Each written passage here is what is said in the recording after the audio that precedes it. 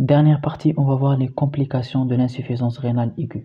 بعد ما شفنا كامل les causes de l'IRA prérénale, intrarénale, postrénale, la physiopathologie de l'IRA prérénale, intrarénale, postrénale. Maintenant, on va voir quelles sont les complications de l'insuffisance rénale aiguë.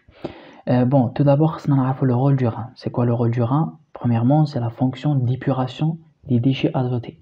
Maintenant, ça va éliminer l'urée, la créatinine, l'acide urique, les médicaments, tout ce qui est toxique. Ça va être éliminé par la filtration glomérulaire.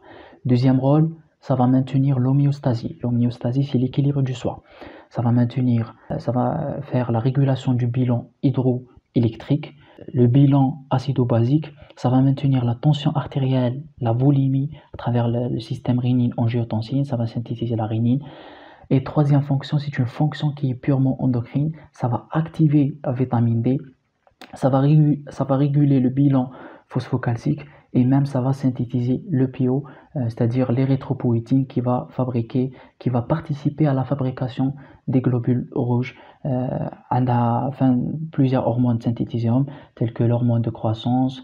Bon, pour les complications qui contiennent une insuffisance rénale aiguë, qui me fait bon, les complications يكونوا بزاف في l'insuffisance rénale aiguë intrarénale, c'est-à-dire parenchémateuse ou bien organique. هي اللي نهضروا عليها بزاف في les complications تاع l'IRA. Sinon prérénal تقدر تطور développer en intrarénal ou postrénal ما عندهاش بزاف دي complications. Sinon اللي تهمنا بزاف هنا les complications beaucoup plus c'est intrarénal. OK. Bon, كي تكون عندنا une insuffisance rénale aiguë معناتها les reins ماهمش يديروا لنا une filtration glomérulaire, diminution de débit de filtration glomérulaire, ça va augmenter au niveau sanguin donc l'urée et la créatinine et il y aura la diminution de la diurèse. Donc atteinte rénale, insuffisance rénale aiguë, ça va augmenter l'urée et la créatinine. L'urée c'est quoi? L'urée c'est un déchet azoté, c'est une molécule qui est issue de la dégradation des protéines et qui va être éliminée par les urines. Donc c'est un déchet d'azote, fait l'azote. Ok, donc augmentation de l'urée et la créatinine.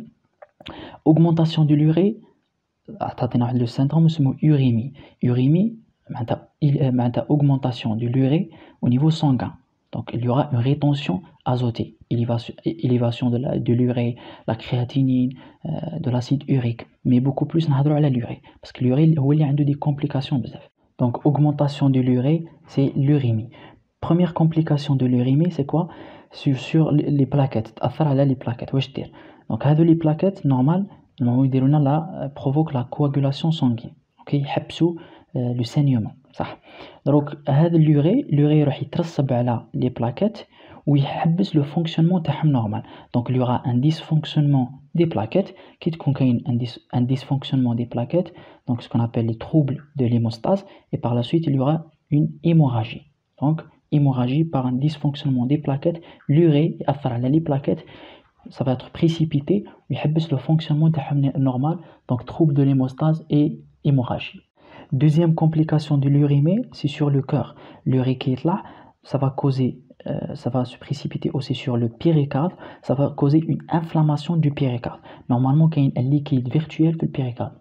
Donc, me cache. Donc, l'urée qui est là, ça va causer une inflammation du péricarde, on se mot péricardite. La péricardite, les cellules sur le péricarde, ils vont synthétiser un liquide fluide.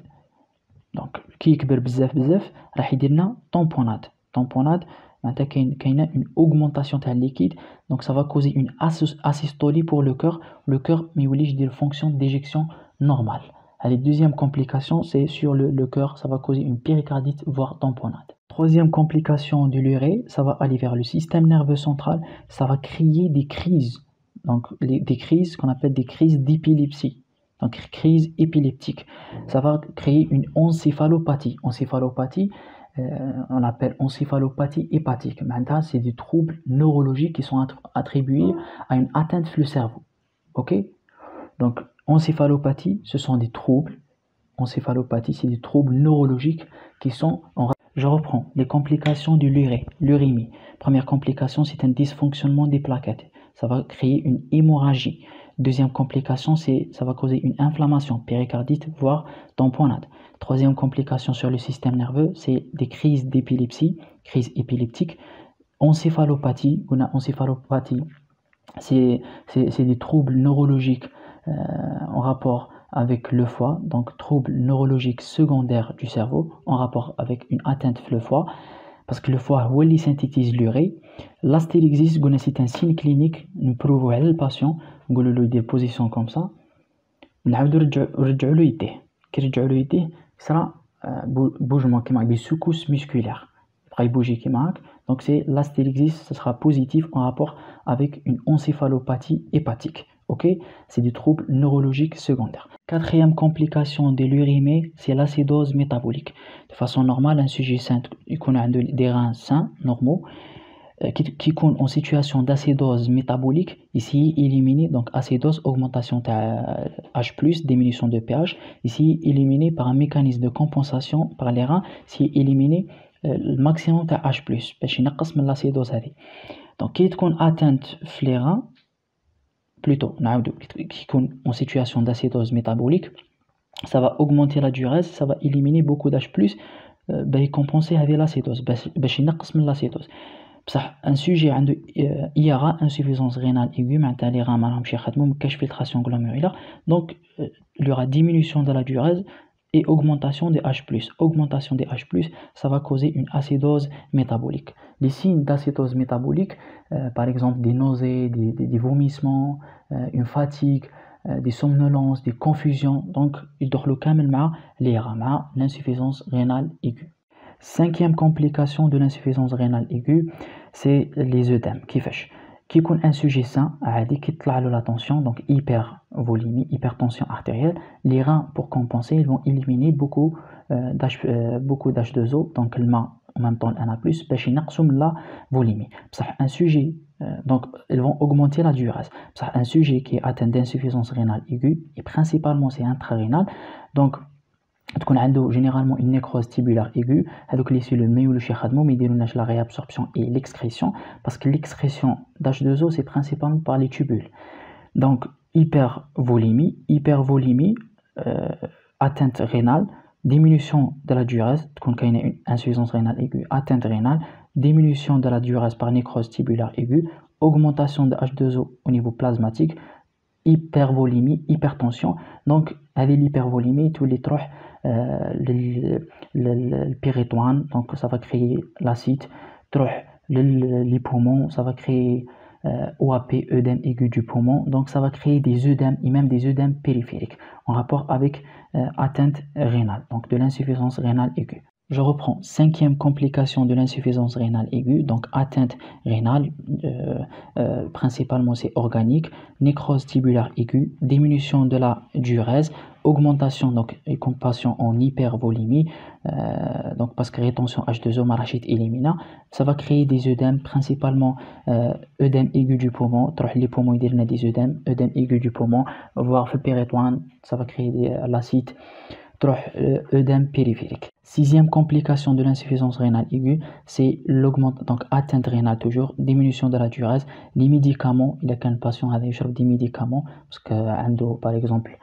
atteinte fait le cœur, donc atteinte rénale, les médicaments, il y aura augmentation des médicaments dans le sang, donc il y aura accumulation des médicaments dans le sang, au fait le médicament, il dit l'action par exemple 12 heures, ويتإليمينا par les reins, non ما يقعدش يقعد أكثر من 12 heures ويطول ويبقى l'action تاعو تزيد. Par exemple إلا كان يشرب des anticoagulants يقدر ça va créer des hémorragies. Donc augmentation, accumulation des médicaments au niveau du sang, قلنا l'action تاعهم تزيد. قلنا par exemple un médicament anticoagulant اللي في l'action تاعو par exemple تكون à 8 heures ويتإليمينا ولا 12 heures ويتإليمينا par les reins, donc تزيد l'action تاعو يخدم أكثر من 12 heures ويدير des complications, par exemple anti-agrégant راح يدير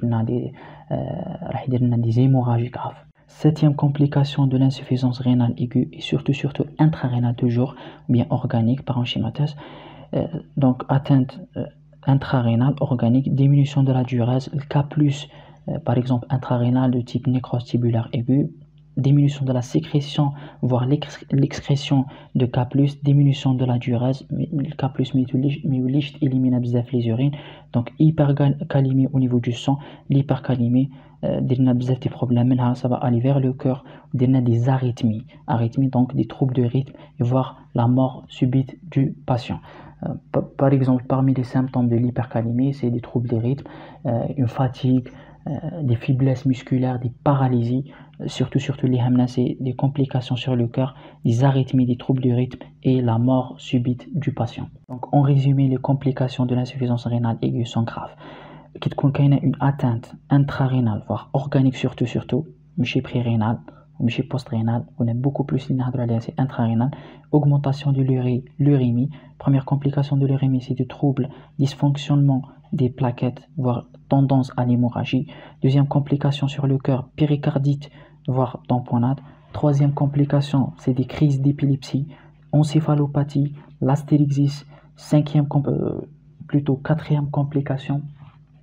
Quatrième complication, c'est l'acidose métabolique, augmentation de H+ au niveau du sang. Donc acidose, augmentation de H+ métabolique due à une atteinte rénale. Cinquième complication, c'est la rétention hydrosodée, augmentation de H+ au niveau du sang. Plutôt c'est augmentation de H2O et de Na+, donc voire des œdèmes HTA, œdème aigu du poumon. Sixième complication de l'urémie, c'est l'accumulation des médicaments, où il y a pas mal de problèmes. Et septième complication de l'urémie, c'est l'hypercalémie, voire des troubles de rythme et mort subite du patient. Donc l'hypercalémie, mais on peut avoir l'hypocalcémie et l'hyperphosphorémie.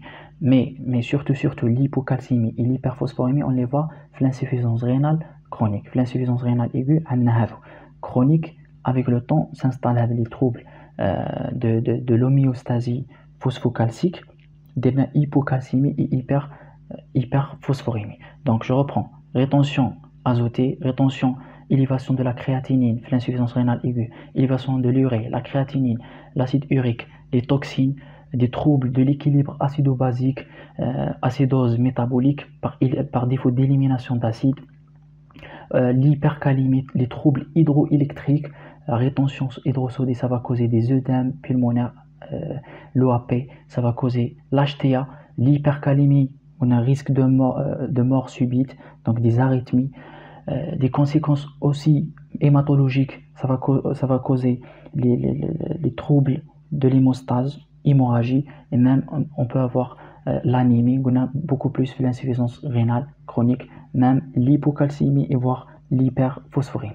L'hypocalcémie par manque de vitamine D, parce que les reins, l'étape telle est à l'activation de vitamine D, ça va être lieu au niveau des reins. Donc, quand il y a une atteinte rénale, insuffisance rénale aiguë, surtout intrarénale, on va avoir insuffisance rénale chronique, quand il y a une hypocalcémie, parce que l'activation de la vitamine D.